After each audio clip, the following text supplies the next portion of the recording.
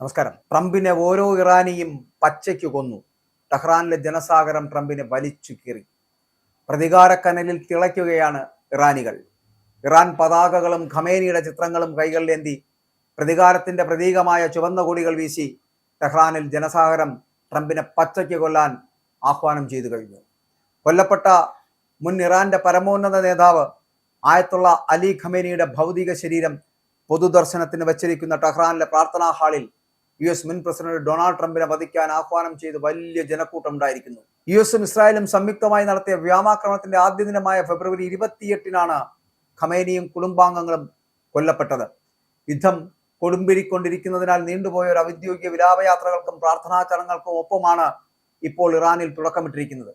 ഇമാം Khamenei grand മൊസല്ലയിൽ നടന്ന പ്രാർത്ഥനാ ചടങ്ങുകൾ വലിയ രാഷ്ട്രീയ പ്രകടനമായി മാറി. ഖമേനിയുടെയും മറ്റ് 4 കുടുംബാംഗങ്ങളുടെയും വിയോഗത്തിലുള്ള ആഴത്തിലുള്ള ദുഃഖത്തിനൊപ്പം ശത്രുക്കളോടുള്ള പ്രതികാരവും ചടങ്ങിൽ അലയടിച്ചു. പുലർച്ചെ രാവിലെ 8 മണിക്ക് ആരംഭിക്കുന്ന പ്രാർത്ഥനയിൽ പങ്കെടുക്കുവാൻ തലേ ദിവസം രാത്രി മുതൽ തന്നെ ആയിരക്കണക്കിന് ആളുകൾ പള്ളിയിലും പരിസരത്തുമായിട്ട് തടിച്ചുകൂടിയിരുന്നു. ഇറാൻ പതാകകളും ഖമേനിയുടെ ചിത്രങ്ങളും കൈകളിലേന്തി പ്രതികാരത്തിന്റെ പ്രതീകമായിട്ടുള്ള ചുവന്ന കൊടികൾ വീശിയാണ് ജനക്കൂട്ടം ഇവിടേക്ക് ഒഴുകിയെത്തിയത്. രാജ്യത്തിന് കനത്ത ആഘാതമേറ്റെങ്കിലും തങ്ങളുടെ സ്വാതന്ത്ര്യം സംരക്ഷിക്കുവാൻ ഇറാൻ ജനത ഒന്നടങ്കം നിലകൊള്ളുമെന്ന സന്ദേശമാണ് ഈ ജനസാഗരം ലോകത്തിന് നൽകുന്നത്. ഇനി മുതൽ കഫൻ പുടവയാണ് ഞങ്ങളുടെ വസ്ത്രം, നിങ്ങളുടെ രക്തത്തിന്റെ സാക്ഷിയായി ഞങ്ങൾ പ്രതിജ്ഞ ചെയ്യുന്നു, ട്രംപിനെ വധിക്കുക എന്നത് ഞങ്ങളുടെ ഉത്തരവാദിത്തമാണ്. പ്രാർത്ഥനയ്ക്ക് മുന്നോടിയായി പ്രശസ്ത ഇറാനിയൻ കവി മുഹമ്മദ് റസൂലി വേദിയിൽ വികാരാധീനനായി പ്രഖ്യാപിച്ചതാണിത്, ട്രംപിനെ കൊല്ലുക എന്നുള്ളത്. അതുകൊണ്ട് ട്രംപിനെ പച്ചയ്ക്ക് കൊല്ലുവാൻ ആ ജനം തയ്യാറെടുത്തു കഴിഞ്ഞു.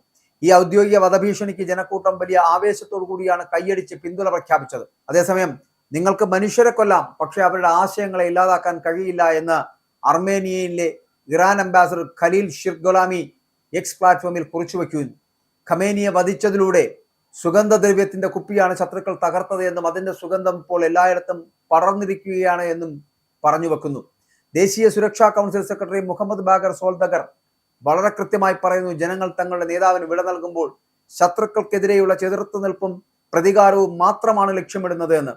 97-കാരനായ പ്രമുഖ പുരോഹിതൻ ആയത്തുള്ള ജാഫർ സുബ്ഹാനിയുടെ നേതൃത്വത്തിലായിരുന്നു പ്രധാന പ്രാർത്ഥനകൾ നടന്നത്. ഖമേനിയുടെ മരുമകൾ ഷഹ്റ ഹദാദിൽ 14 മാസം മാത്രം പ്രായമുള്ള കൊച്ചുമകൾ ഷഹ്റ മുഹമ്മദി ഗോൽപൈഗാനി എന്നിവരുടെ മൃതദേഹങ്ങളും അവിടെ ഉണ്ടായിരുന്നു. കുരുന്നിന്റെ ചെറിയ പെട്ടി ചടങ്ങിൽ പങ്കെടുത്തവരുടെ കണ്ണുകളെ ഈറനണിയിച്ചു. അതേസമയം ഖമേനിയുടെ മരണശേഷം ഇറാന്റെ പുതിയ പരമോന്നത നേതാവായി നിയമിതനായിട്ടുള്ള മകൻ മുജ്തബ ഖമേനിയുടെ അസാന്നിധ്യം ചടങ്ങിൽ പ്രകടമായിരുന്നു. സ്ഥാനമേറ്റെടുത്ത് 3 മാസമായിട്ടും അദ്ദേഹം പൊതുവേദികളിൽ പ്രത്യക്ഷപ്പെടുകയോ സന്ദേശങ്ങൾ പുറപ്പെടുവിക്കുകയോ ചെയ്തിട്ടില്ല.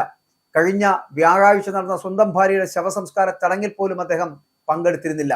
അദ്ദേഹത്തിന്റെ മറ്റ് 3 സഹോദരന്മാരായിട്ടുള്ള മുസ്തഫ, മസൂദ്, മെയ്സം എന്നിവർ പിതാവിന്റെ പെട്ടിക്ക് സമീപം നിലയുറപ്പിച്ചിരുന്നു. ഇറാൻ സർക്കാരിലെയും സൈന്യത്തിലെയും നീതിന്യായ വിഭാഗത്തിലെയും പ്രമുഖ നേതാക്കളെല്ലാം ചടങ്ങിൽ പങ്കെടുത്തു. യുഎസുമായുള്ള താൽക്കാലിക വെടിനിർത്തൽ കരാർ ഉള്ളതിനാൽ ചടങ്ങിന് നേരെ ആക്രമണം ഉണ്ടാകില്ലെന്ന ഉറപ്പിലാണ് പ്രമുഖ കമാൻഡർമാരായിട്ടുള്ള ഇസ്മായിൽ ഖാനി, അഹമ്മദ് വാഹിദി എന്നിവരടക്കം പരസ്യമായിട്ട് ചടങ്ങിൽ പങ്കെടുത്തത്.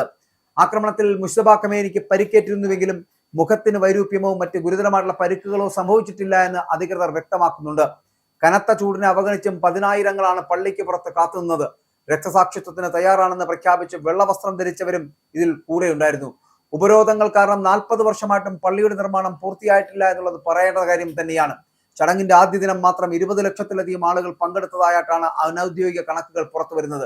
ടെഹ്റാനിലെ വിലാപയാത്രയ്ക്ക് ശേഷം ഭൗതിക ശരീരം പുണ്യനഗരമായിട്ടുള്ള ഖോമിലേക്കും തുടർന്ന് ഇറാഖിലെ പുണ്യസ്ഥലങ്ങളിലേക്കും കൊണ്ടുപോവുകയാണ്. അതിനുശേഷമായിരിക്കും ഖമേനിയുടെ ജന്മനാടുള്ള മഷ്കദിൽ ഖബറടക്കം നടക്കുക. ഇറാൻ ജനതയുടെ കണ്ണീര് വ്യാജമാണെന്ന US പ്രസിഡന്റ് ഡൊണാൾഡ് ട്രംപിന്റെ പ്രസ്താവനയ്ക്കെതിരെ വലിയ ജനരോഷമാണ് ഉയരുന്നത് പോലും. ഇവിടെ ദരിദ്രരായിട്ടുള്ള ജനങ്ങൾ പോലും തങ്ങളുടെ ആത്മീയ നേതാവിന് വിട നൽകാൻ കിലോമീറ്ററുകൾ താണ്ടിയാണ് ഈ ടെഹ്റാനിൽ എത്തിച്ചേർന്നിരിക്കുന്നത്. വിദ്യാലയങ്ങളിലും താൽക്കാലിക ക്യാമ്പുകളിലുമായിട്ടാണ് ഇവർ അന്തി ഉറങ്ങുന്നത് പോലും. അതേസമയം ഈ യാഥാസ്ഥിതിക ചടങ്ങുകളിൽ നിന്നും തികച്ചും വ്യത്യസ്തമായിട്ടുള്ള കാഴ്ചകളും ടെഹ്റാന്റെ മറ്റൊരു വശത്തുണ്ട് എന്നുള്ളത് മറന്നു പോകരുത്. നഗരത്തിലെ സമ്പന്ന മേഖലയിൽ ഹിജാബ് ധരിക്കാതെ സ്ത്രീകൾ റെസ്റ്റോറന്റുകളിലും കഫേകളിലും സമയം ചിലവഴിക്കുന്നു. കടുത്ത സാമ്പത്തിക പ്രതിസന്ധിയിലൂടെയാണ് രാജ്യം കടന്നു പോകുന്നത് എങ്കിൽ കൂടിയും അതിന്റെ ആഘാതം എല്ലാവരിലും ഒരുപോലെയല്ല എന്ന് കാണാൻ കഴിയുന്നു.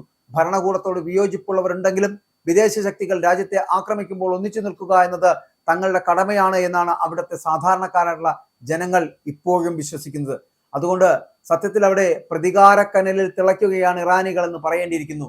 ഇറാൻ പതാകകളും ഖമേനിയുടെ ചിത്രങ്ങളും കൈകളിലേന്തി പ്രതികാരത്തിന്റെ പ്രതീകമായിട്ടുള്ള ചുവന്ന കൊടികൾ വീശിക്കൊണ്ട് ടെഹ്റാനിൽ ജനസാഗരം ട്രംപിനെ പച്ചയ്ക്ക് കൊല്ലാൻ ആഹ്വാനം ചെയ്ത് മുന്നോട്ട് നീങ്ങുമ്പോൾ വരും ദിവസങ്ങളിൽ ഈ ടെഹ്റാനിലെ ജനസാഗരം ട്രംപിനെ വലിച്ചു കീറി പച്ചയ്ക്ക് കൊല്ലുന്ന ഒരു അവസ്ഥയിലേക്ക് എത്തുമെന്ന് പറയേണ്ടിയിരിക്കുന്നു.